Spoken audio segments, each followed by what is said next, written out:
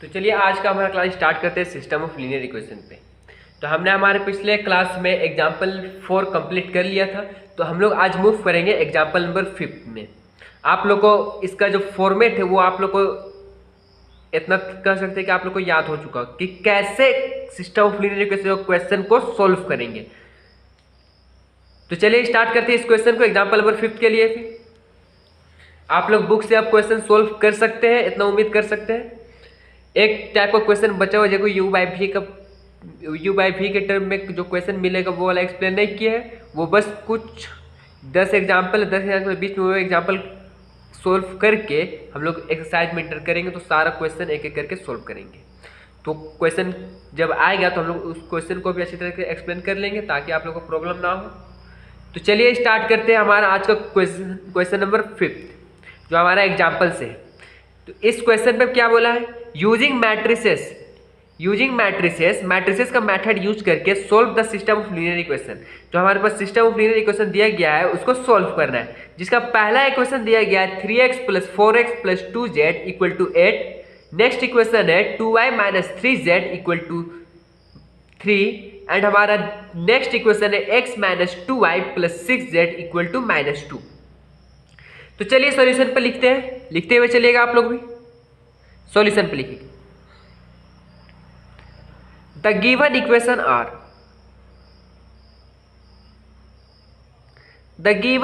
Are 3x + 4x + 2z = 8। यहाँ पे x वाला टर्म नहीं है तो यहाँ पे क्या लिखेंगे 0 × x + 2y - 3z = 3 and x - 2y + 6z = -2। इतना लिखने के बाद क्या करते हैं, लेट a = क्या मानेंगे, जो यहाँ पे जो हमारा दिख रहा है यहाँ पे 3 0 1, यहाँ पे y वाला टर्म है, y है यहाँ पे। यहाँ पे क्या है 4, सेम हमारा क्वेश्चन में भी यहाँ पे y कर लीजिए 4 2 2, यहाँ पे 2 -3 एंड 6 है। ए हमारा ये मैट्रिक्स जो हमारे यहाँ पे जो कोफिशिएंट दिख रहा था हम लोग उसको बस यहाँ पे लिख दिया, हमारा मैट्रिक्स ए हो गया। तो हम लोग मानते हैं x = क्या मानते हैं, इक्वेशन कितना है 3 इक्वेशन, तो क्या मानेंगे x y z 3 वेरिएबल मानेंगे। एंड जो हम लोग बी मानते हैं वो किसको मानते हैं, इक्वल टू को जो राइट साइड में होता है उसको लिखते हैं 3 8 3 - 2। इतना लिखने के बाद हम लोग क्या करते हैं, so the given system are in matrix form. किस फॉर्म में है, मैट्रिक्स फॉर्म में। अगर मैट्रिक्स फॉर्म में तो इसको हम लोग क्या लिख सकते हैं, a × x = b। This implies that, मतलब a और x का मल्टीप्लिकेशन करेंगे तो b आएगा। तो दिस इम्प्लाइज दैट x = क्या होगा, a इनवर्स b। इसको इक्वेशन 1 मानते हैं। इतना करने के बाद हम लोग करते हैं वी नो डैट, हम लोग क्या जानते हैं, we know that a inverse = 1/डिटरमिनेंट of a × adjoint of a। अब आप लोग के मन में ये डाउट हो रहा है कि हम लोग a इनवर्स क्यों निकालते हैं।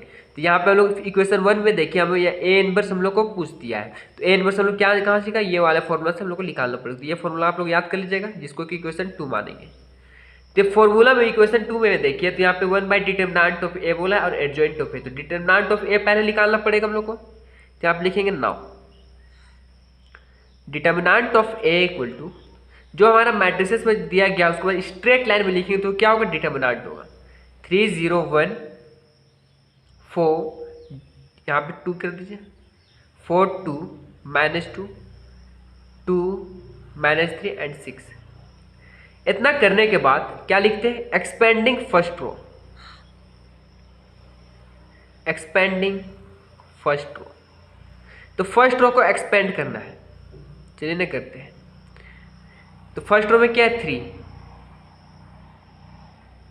सेकंड में 4 प्लस माइनस देन प्लस, क्या है 2 है, 3 है 4 है एंड 2 है, तो प्लस माइनस प्लस ये ऐसे टर्म पे जाएगा। इतना करने के बाद एक्सपेंड किसको करना है, फर्स्ट रो। तो फर्स्ट रो और फर्स्ट कॉलम को छिपा दीजिए तो क्या बचा 2 - 3 - 2 एंड 6। लिखिए आप 2 - 3 -2 एंड 6।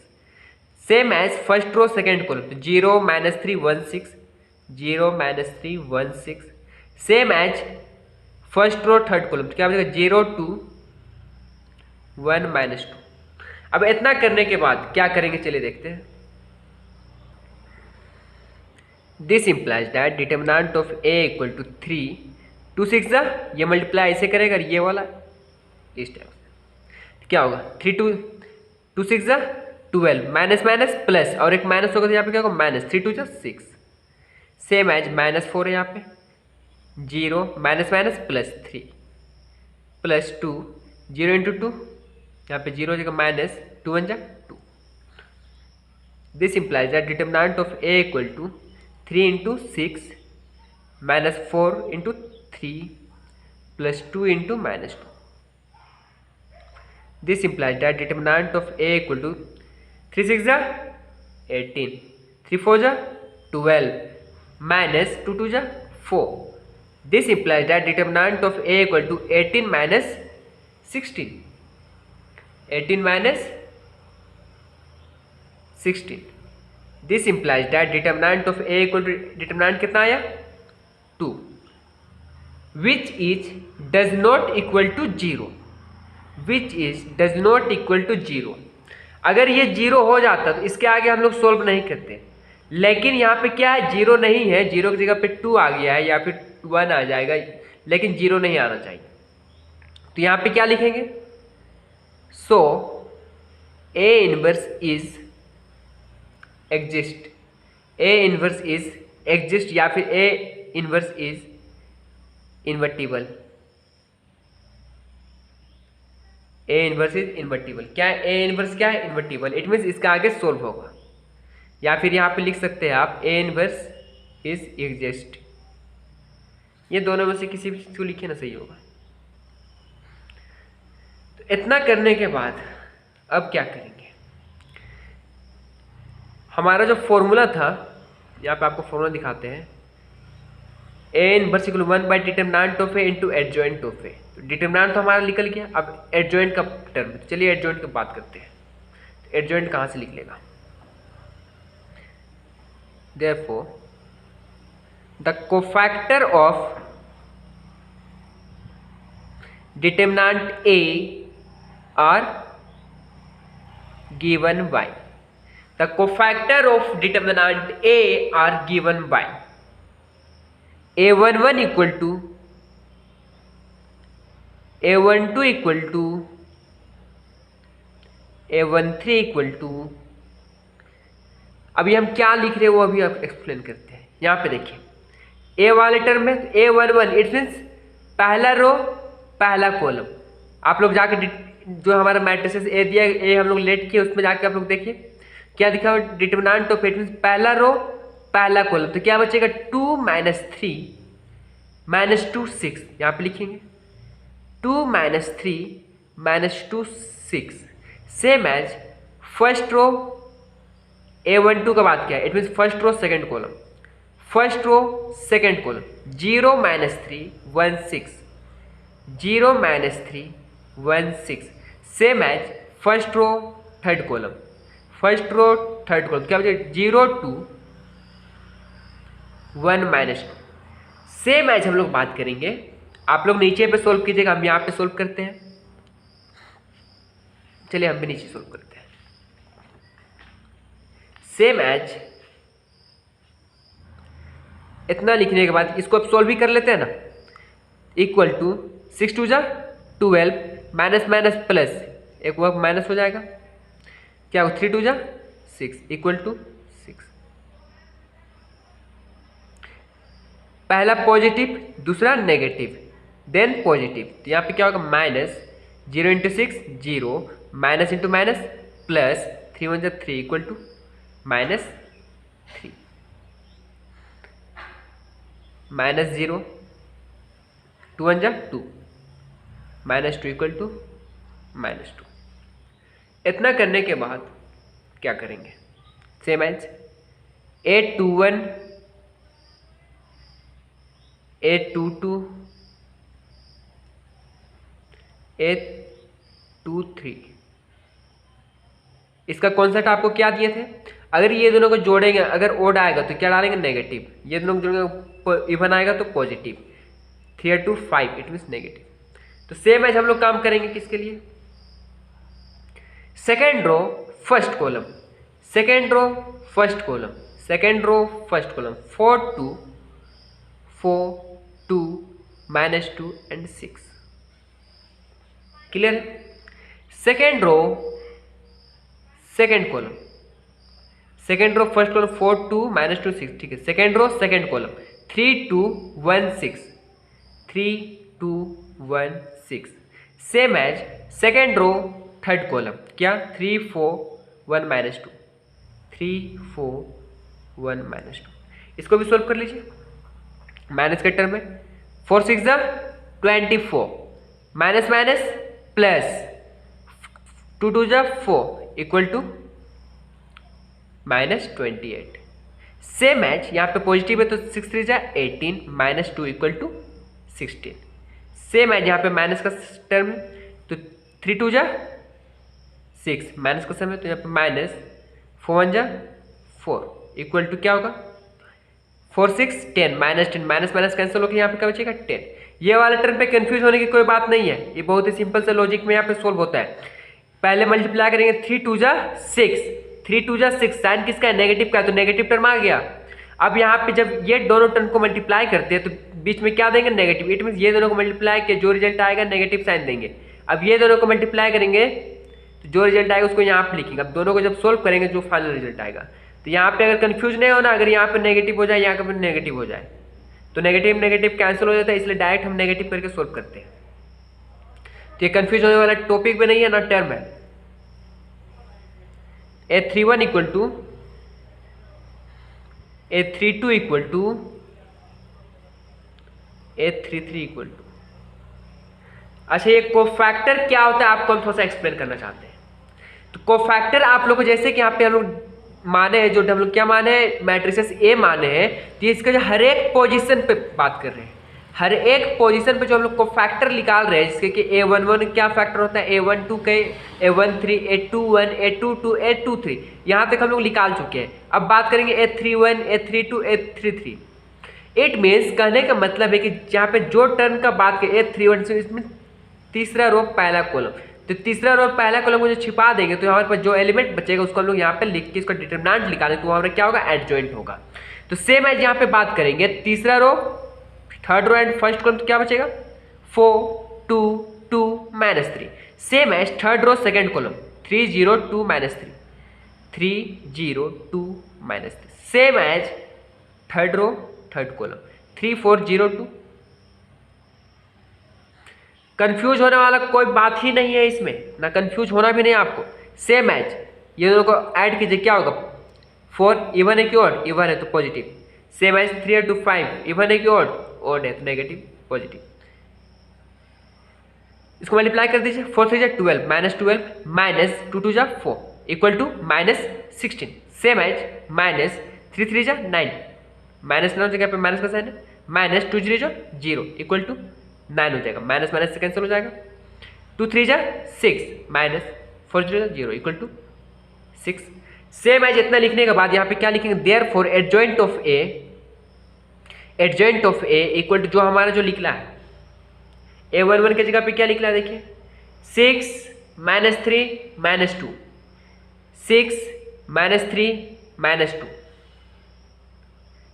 -28 16 10 -28 16 10 -16 9 6। इसका यहाँ पे इसका मतलब क्या है ट्रांसपोज। जैसे इसका ट्रांसपोज करेंगे हमारा क्या निकल जाएगा एडजॉइंट ऑफ ए। ट्रांसपोज करेंगे तो जो रो है वो कॉलम बन जाएगा, जो कॉलम है वो रो बन जाएगा। सेम एज 6 -3 -2 ये रो किस में आएगा कॉलम में, तो -28 16 10 -16 9 एंड 6। ये हमारा क्या है एडजॉइंट, ये हमारा क्या है एडजॉइंट। एडजॉइंट क्या है हमारे पास 6 -3 2 -28 16 10 -16 9 एंड 6 सही है। अब एडजॉइंट कितना निकालने के बाद क्या बात करेंगे हम लोग इक्वेशन 2 पे। तो कैसे बात करेंगे, चलिए देखते हैं थोड़ा सा। अब फ्रॉम इक्वेशन 2 पे आते हैं हम लोग। तो यहाँ आप लिखिए फ्रॉम इक्वेशन 2। इक्वेशन 2 क्या था, A inverse equal to 1 by determinant of A into adjoint of A था। यहाँ तक क्लियर है। तो this implies that A inverse equal to determinant कितना आया था, 2 आया था। आप लोग देखिए, आपने जो क्वेश्चन जो फर्स्ट में डिटर्मिनेंट निकाले हैं उसका डिटर्मिनेंट 2 आया है। जैसे यहाँ पे 2 लिखेंगे और एडजॉइंट हमारे पास जो अभी लिखना है यहाँ पे 6 -3 2 -28 16 10 -16 9 6। इतना लिखने के बाद या फिर इतना करने के बाद अब क्या करेंगे, यह हमारा ए इनवर्स निकल गया। ए इनवर्स जो हम लोग को फाइंड करना था वो निकल चुका है। अब हम लोग आ जाइए फ्रॉम इक्वेशन 1। इक्वेशन 1 क्या जानते हैं, x equal to A inverse into B हम लोग जानते हैं, इतना आप पता होगा। This implies that x equal to A inverse क्या आया, 1/2 डिवाइडेड मैट्रिसेस मल्टीप्लिकेशन में 6 -3 2 -28 16 10 -16 9 एंड 6। यह हमारा एडजॉइंट ऑफ ए था। इन इनवर्स के टर्म पे हम लोग निकाल दिए, ए इनवर्स लिख चुके हैं। अब हमारे पास बी क्या है, तो क्वेश्चन में आप लोग देख रहे होंगे कि बी का हम लोग लेट किए थे। क्या लेट किए थे, 8 3 -2। बस हो गया। अब इसको सोल्व करना है, रिजल्ट आ चुका है। x इक्वल टू क्या होगा, 1/2। ये दोनों मल्टीप्लिकेशन का मैट्रिसेस होगा कि नहीं वो चेक कीजिए। तो इसमें रो कितना है, first row second row 3 row 3 row 3 column 3/3 order का। इसका first row second row third row 3/1 order का है। तो प्री मल्टीप्लायर का कॉलम और पोस्ट मल्टीप्लायर रो आपस में इक्वल है, मतलब दोनों मैट्रिक्स का मल्टीप्लिकेशन होगा। ऑर्डर क्या आएगा, 3 रो एंड 1 कॉलम का ऑर्डर आएगा। 3 रो एंड 1 कॉलम का ऑर्डर आएगा। तो 6 × 8 क्या होगा, 48 -3 × 28 तो क्या होगा 4 6 and 1